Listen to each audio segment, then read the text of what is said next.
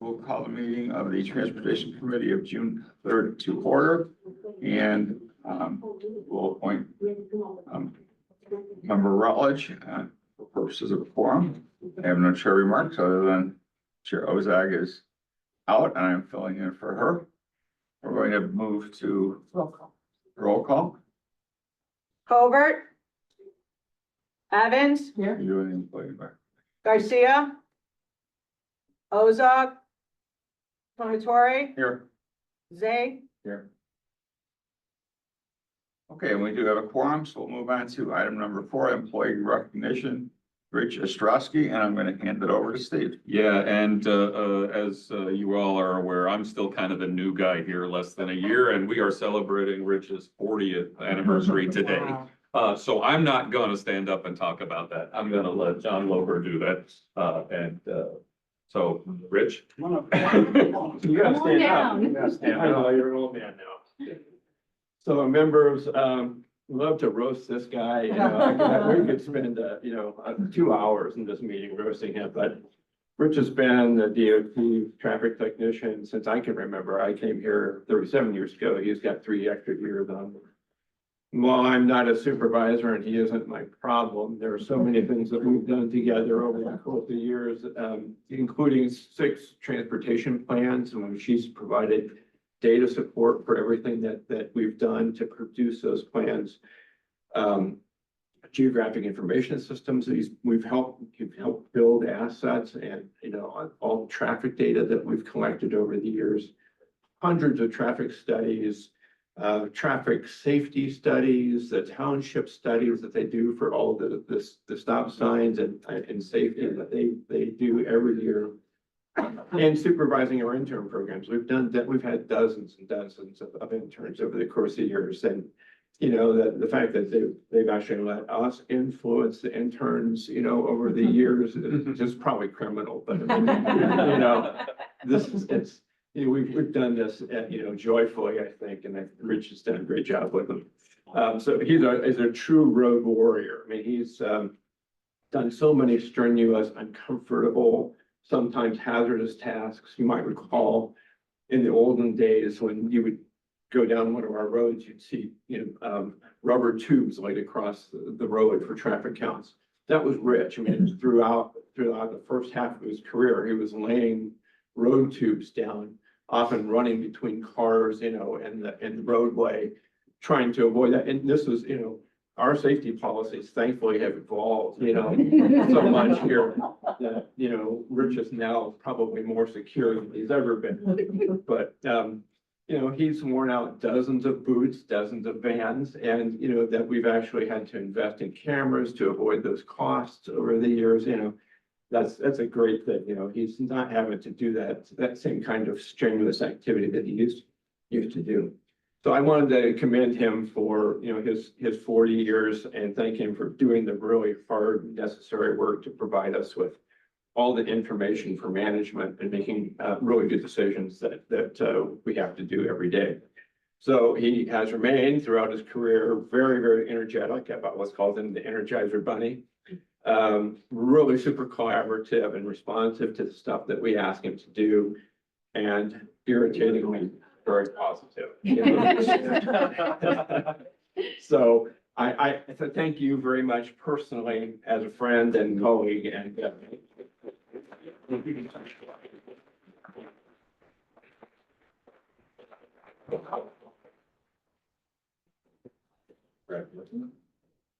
Mary, you grab a picture really quick.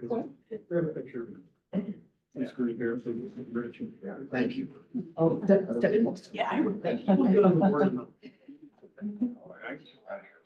That's she's taking.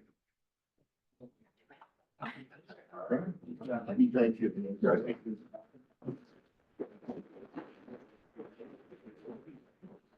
Thank you, Rich. 40 years, quite a milestone. Thank you very much, Rich, for all you've done, and I'm sure you will continue to do on behalf of the county. And do we have any public comment? Okay, we will move on to approval of the minutes. I'll entertain a motion to approve the minutes of May 20th, 2025. Second. Any additions, corrections, or deletions? Hearing none, seeing none, all those in favor? Aye. Any opposed, the minutes are approved. Moving on to procurement requisitions. I'll entertain a motion to approve items seven A through F, or combined rather, I'm sorry. Second. All those in favor? Aye. Any opposed, the items are combined. I'll entertain a motion to approve item seven A 25-1362, a recommendation for the approval of a contract to Alphamani Ford Sales, Inc. to provide heavy-duty body repairs for the DO2 fleet as needed for the period of July 1, 2025 through June 30th, 2026, for a total contract value not to exceed $15,000 per renewal option bid award 23-071-DOT, second of three renewals. I'll entertain a motion to approve 25-1364, recommendation for the approval of a contract purchase order to Altech Inc. Furnish and deliver OEM replacement parts and service and various county-owned and operated equipment as needed for the Division of Transportation for the period June 3rd, 2025 through May 31st, 2026, for a total contract amount of $15,000 for 55 ILCS 5/5-1022C, not suitable for competitive bids, sole source to replacement of available equipment parks.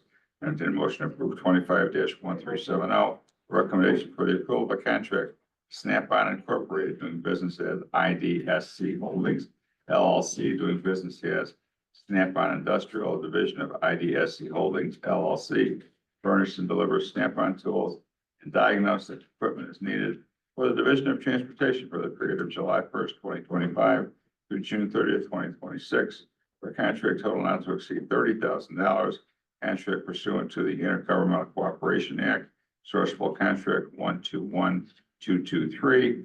Entertain a motion to approve DTP 0035-25, a recommendation for the approval of a contract to Traffic Control Corporation for annual maintenance and support services for the Division of Transportation, Centrix ATMS software system for the period July 1, 2025 through June 30th, 2026, for a contract total not to exceed $36,773 for 55 ILCS 5/5-1022C, not suitable for competitive bids, sole source, proprietary software maintenance and support. Entertain motion to approve DTP 0036-25, a recommendation for the approval of a contract to Max Body Shop for auto body repairs for the period July 1, 2025 through June 30th, 2026, for a contract total not to exceed $70,000 for renewal of bid 23-071-DOT, second of three options to renew $20,000 for the Division of Transportation and $50,000 for the Sheriff's Office. And I'll entertain a motion to approve DTP 0037-25, a recommendation for the approval of a contract purchase order, Auto Tech Centers, Inc., furnish and deliver Goodyear tires as needed for the Division of Transportation for the period July 1, 2025 through June 30th, 2026, for a contract total not to exceed $120,000, contract pursuant to the Intergovernmental Cooperation Act, NASPO, contract 24155. The motion to approve. Second. Any questions, comments on any of those items? Oh, comments. Yes. The Goodyear tire, do we get like any kind of like naming thing, like, because we're using Goodyear, to get anything, the official, no? Kind of like NASCAR. Official or tire something, company, like- official tire company. Official tire of company DuPage of County. DuPage County? No? We can do that. Not to my knowledge. And along with that, this is the 100th anniversary of the Goodyear blimp. Oh, well, at least we get a flyover. It's almost as many years as members. He's been a member of the county board. Right, oh, well done, Sam. Okay, we have a motion in a second. No further questions. Roll call, please. Covert. Evans. Aye. Garcia. Aye. Ozog. Tomatori. Aye. Zay. And the items are approved. We got to item 8. I'll entertain a motion to approve DTR 0013-25, an awarding resolution issued to SKC Construction, Inc. for the 2025 pavement preservation correct ceiling program, section 25-CRK SL-09-GM for an estimated county cost of $30,000 per lowest responsible bid. Second. Motion is second. Any questions, comments on this item? Hearing none, seeing none, all those in favor? Aye. Any opposed? Motion carries. I entertain a motion to approve DTR 0014-25, an awarding resolution to Schroeder Asphalt Services, Inc. for the Lisle Township 2025 Road Maintenance Program, Section 25-04-115-00-RS. Estimated township cost $1,353,606.86. No county cost per lowest responsible bid. Motion, is there a second? Motion second. Any questions, any comments on this item? Hearing none, seeing none, all is in favor? Aye. Any opposed, the motion carries. When we end the discussion, information. I'll entertain a motion to receive and place on file item 10A, TEP 0008-25, a recommendation for the approval of a contract to Acela Inc.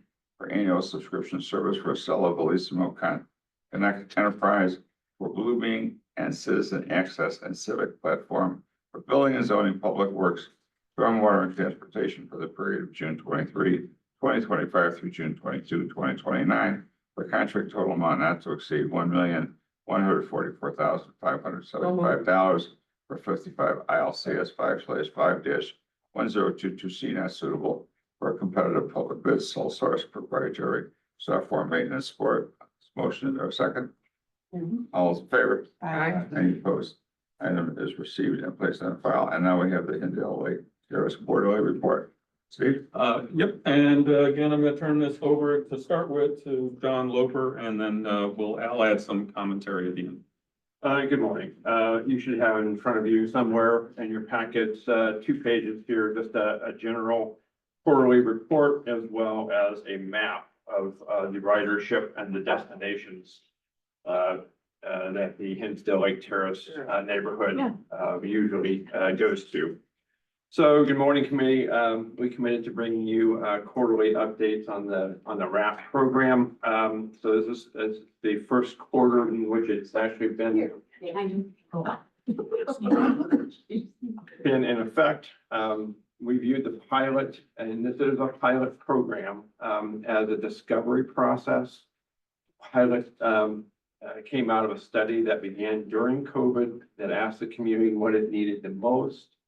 Their response was transportation. It needed transportation. As you might remember, the community was designated by USDOT and Department of Commerce and Economic Opportunity as a disadvantaged community. USDOT specifically noted it as being transportation disadvantaged.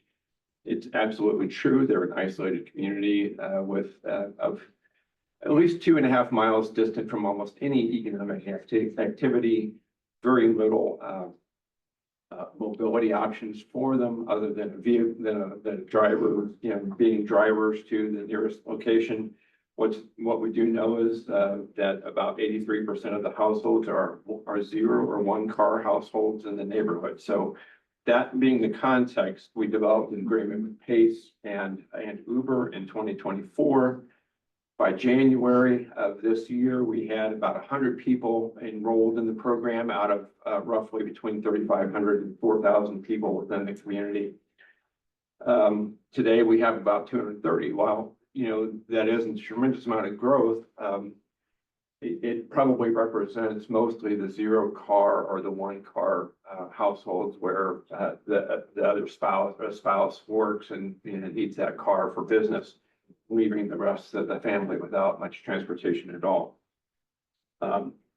So the program offers enrollees free rides within the geographic extent. So if you look at the map, there's a red boundary that's there, and that geographic extent really is when we talk about like a 5-mile radius in the community, that's really what we're talking about. It does allow people to traverse over the county line into Burr Ridge, into the downtown where some people do work and shop.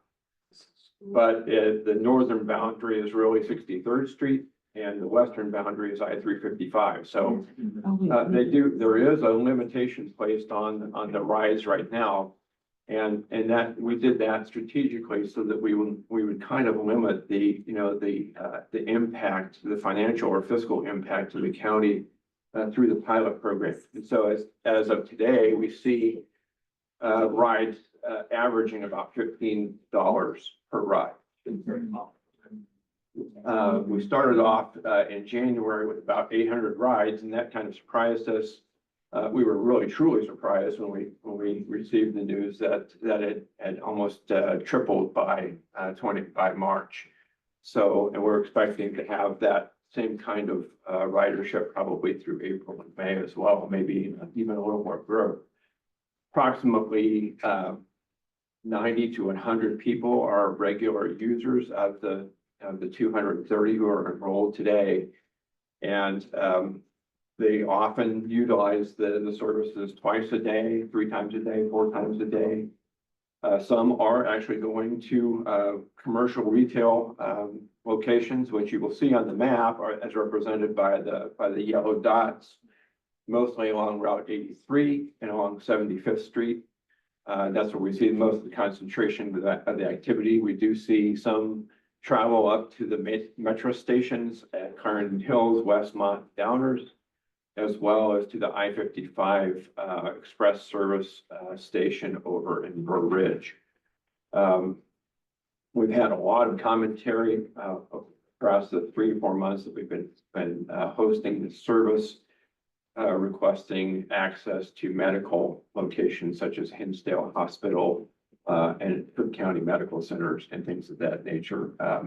So we've seen a lot of demand, and I think we've turned away quite a few people just because they're not part of the community or they were interested in doing taking trips outside of the area. So what happens is that the enrollees are processed through Pace and Uber.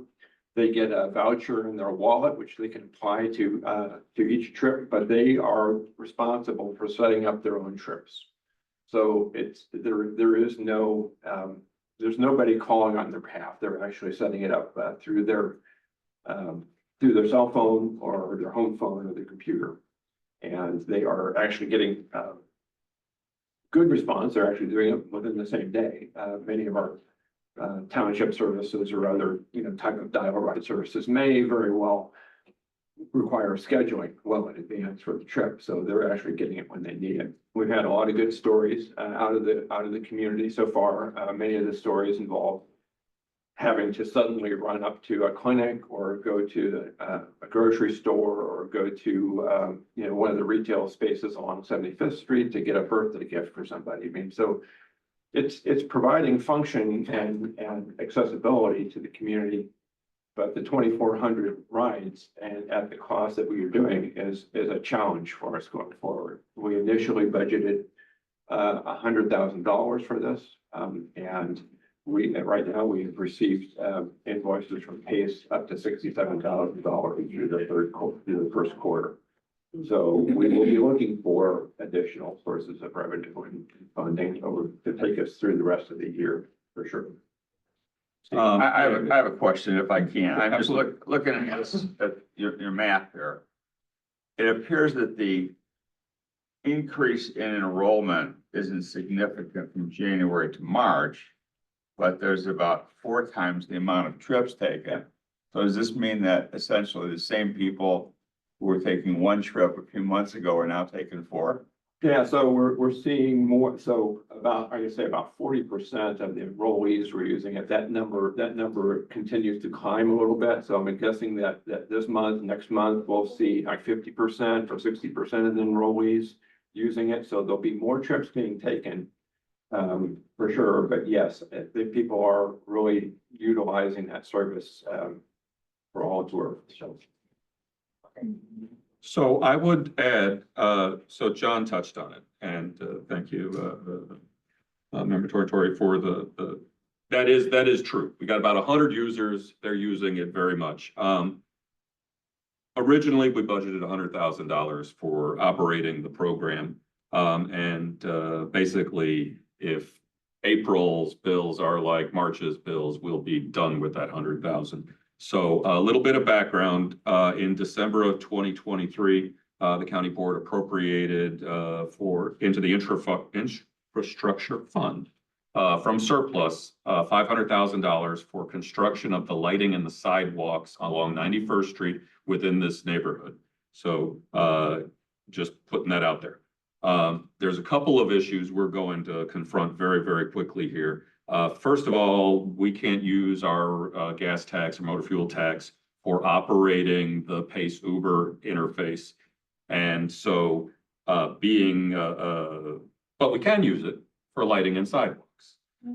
So what we're probably gonna do is bring forward in the near future a proposal to perhaps alter that $500,000 and how it may be utilized. I'll refer to the financial folks in the room if we want to get into that. But basically, in the short run, we need to operate the program as opposed to just cutting it off cold turkey. So we're gonna need to find that funding source, as John mentioned. The other issue is probably just as critical is what do we want the program to look like? This is a pilot. We've learned a whole lot. It's supposed to go all year. We're 1 quarter in, and clearly, at least for those 100 people, it's extremely popular. And so we're meeting with PACE later in the week. We'll be having conversations, but exactly what the program looks like going forward, how are the fees structured, perhaps, how much money do we put into operations? Is the Uber access program the right program? It's not necessarily the first thing we thought of, as I understand. So I just wanted to throw that out there, that there's going to be a lot of conversations about what we morph into, perhaps, as opposed to doing exactly what. Yes. Questions? I think Carrie was. I'll say, all right, Carrie, go ahead. Thank you. I know I'm not on this committee, but thank you for sending the email and notifying us about this presentation, because it is very important to me. And I think it is a wonderful and very important program. I guess my question is, though, it says a high number of Hinsdale South rides are being taken. I just want to make sure that we're not duplicating a ride that could be a bus ride. So we actually discussed that. My take on it, after having some conversations, they got it, you have to be 18 to ride with the Uber folks without an adult with you, right? So we're surmising that these are different kinds of trips than just going to school. They're after school things that parents are utilizing, or perhaps they're other activities that they're going to the school for, as opposed to just duplicating a bus ride. So Is there any way to do an audit of that? I mean, if that is a big portion Yeah, of we've got what the- these dollars are being spent on, I Yeah. get, because like, I just, thinking back to my high school years, like, we had our after-school bus at 3 and then an activity bus at 5:15. And if I had an after-school activity, I might be done at 4, so I would have to sit and wait for an hour and 15 minutes, which wasn't very appealing, but that's what I did. So I'm just wanting to make sure that these people aren't just jumping in an Uber instead of waiting for that activity bus. Yeah, so our staff has looked at the time, we do get a report from Uber and Pace as to when the trips are being taken, where they're being taken. And so many of those are really not on the school schedule. So they're kind of these odd times, later morning, later afternoon or evening. So what we don't know is exactly who's making those trips, but I have heard from some of the coordinators at South that some of them are the disabled or disadvantaged populations who maybe need they're the older people who are in certain programs. So we can find out, and that's one of the things that's on the list for us to really talk to the high school about over the course of the next couple months. Or That'd be great. Thank you. Now we'll go right down the road. That's should. Thanks, Sam.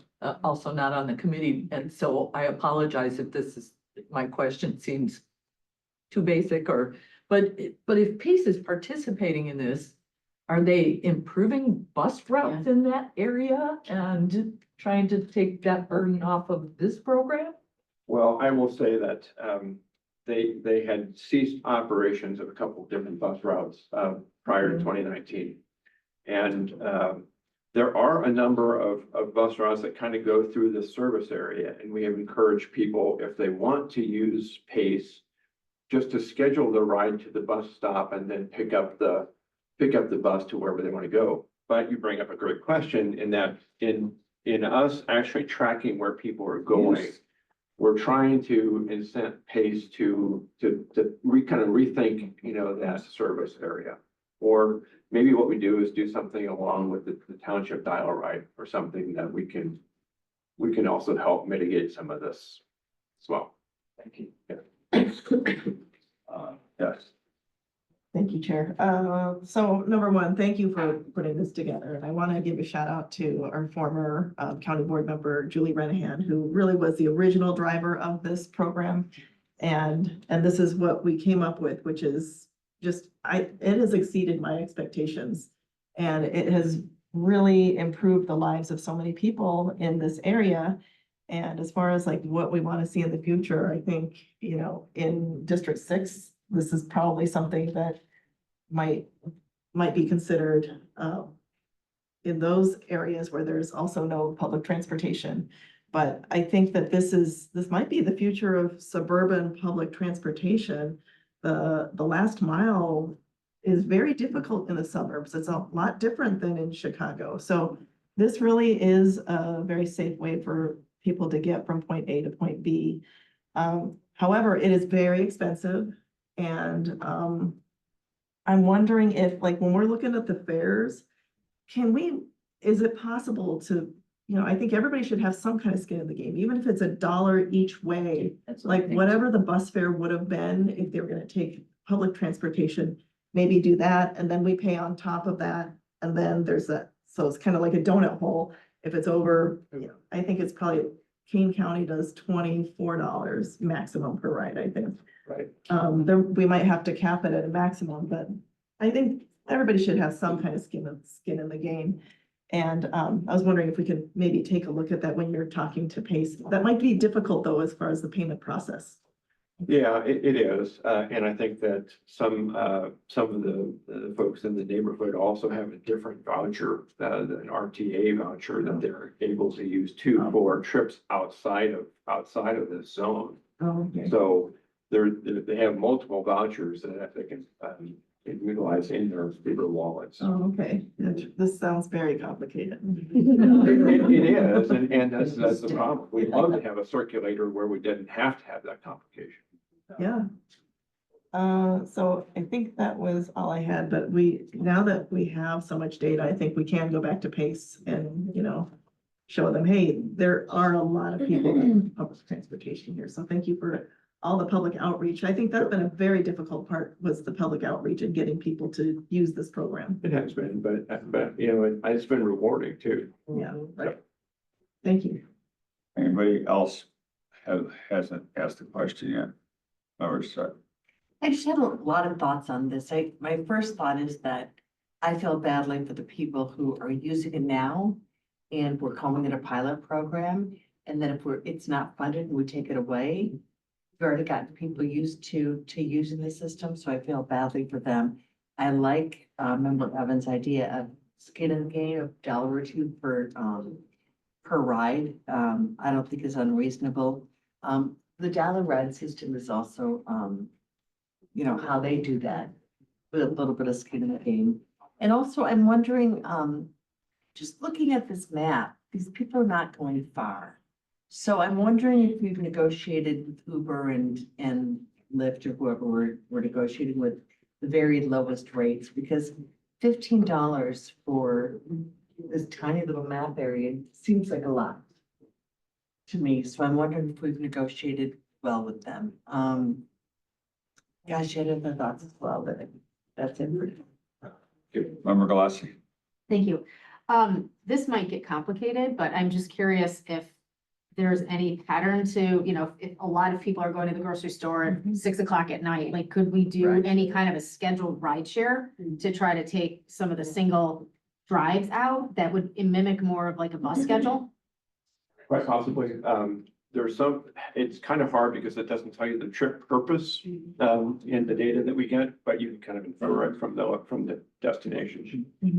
So we'd have to do a real deep dive into that. Who are you? Yes, thank you, Chair.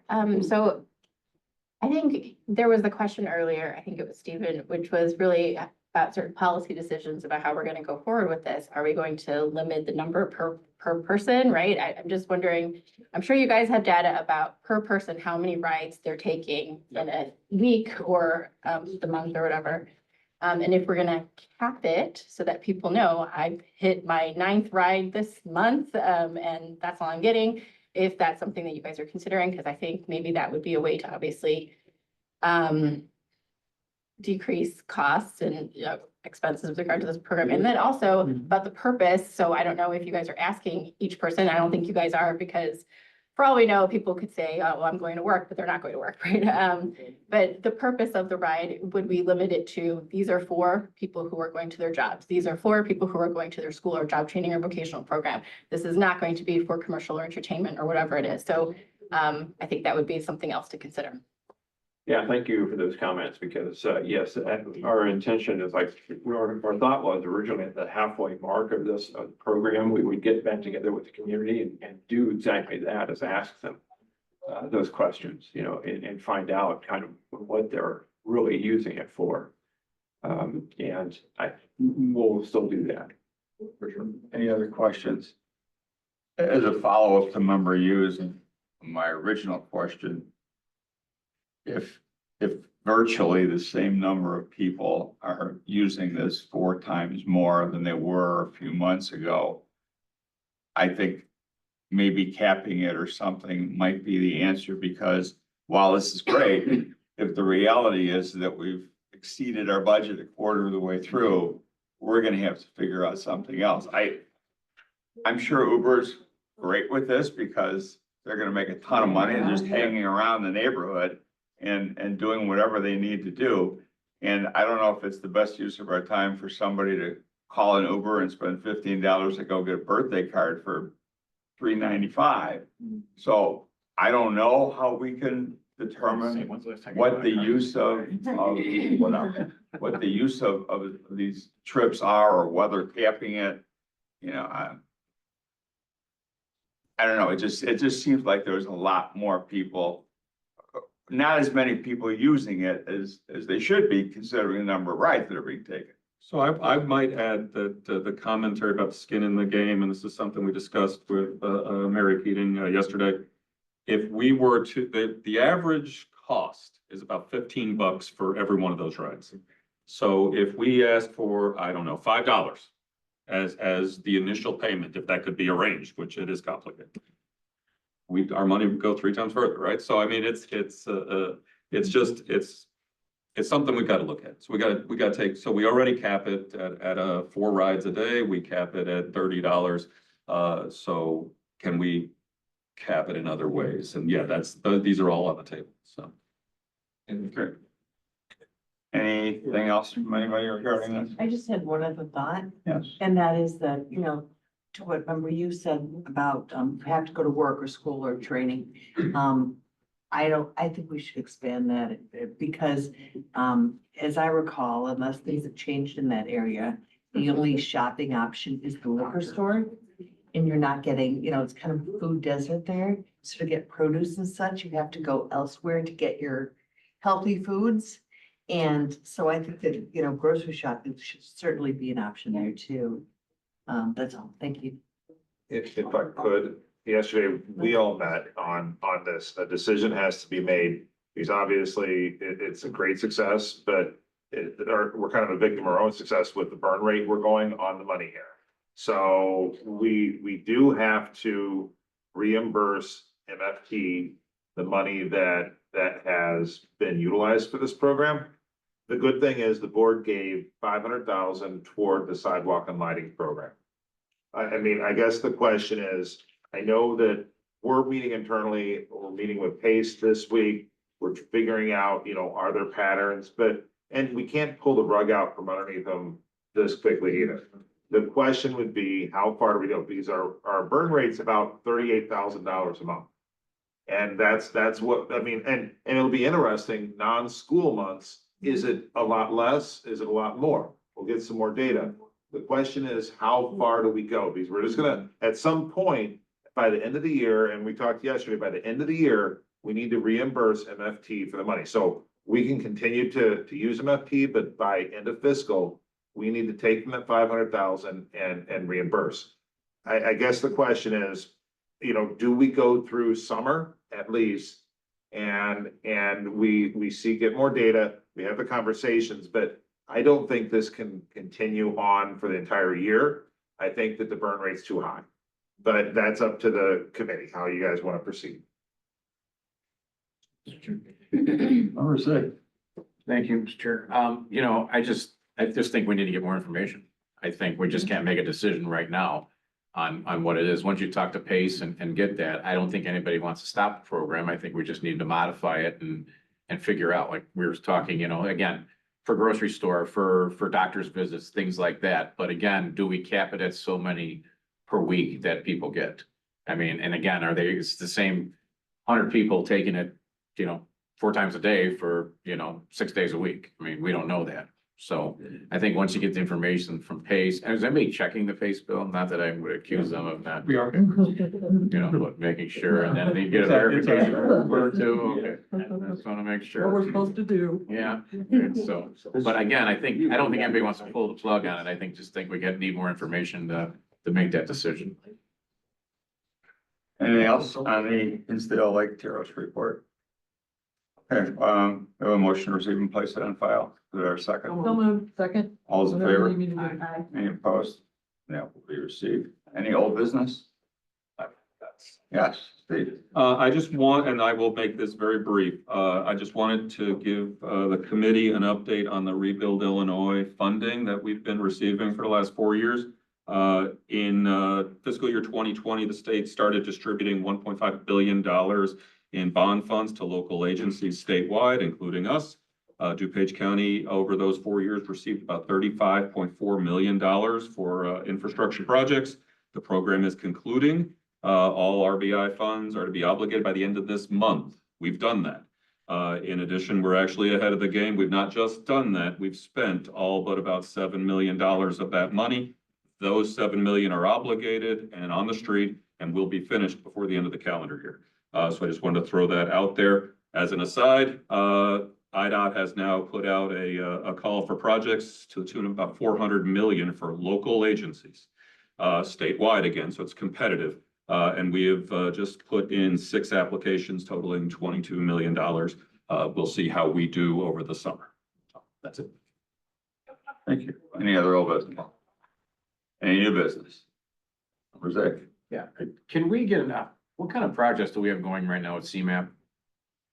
Because I really would like to pull out of CMAP after they just green lighted and said that we should lose our RTA sales tax and that we shouldn't have it anymore. When they were one of the ones jumping on the bandwagon and supporting that program for the bailout of the RTA. CMAP was not the one that called for the repeal of they were not. They were on a publication that I saw. Was that That in the, publication never had the removal of our 4% sales tax, so Okay. that's not a proposal that was ever put forward by CMAP. okay, That was a bright idea of our legislature. okay, so they weren't involved. It has the last. That legislator put down a whole bunch of people that were supposedly supporting that transit bill, and they were on that list, along with the Civic Federation and a whole bunch of people. So the idea of doing that was not a CMAP idea. Okay. There was a negotiation going on with all of that legislation that was happening, but that was not a CMAP proposal for the legislation. They were also in support of the legislation that fixed that problem as well. So there's varying efforts, but it was never an official position, CMAP, to take that money from us. That was the author of the bill's move. Okay, and he just threw them in there to make it look better. That's what it sounds like. All right, I'll just say, it. You don't have to say it. Thank you. Thank you. Any other new business? Seeing none, hearing none, I'll entertain a motion to adjourn. Move. All those in favor? Aye. Any opposed? We are adjourned. Thank you, Bob.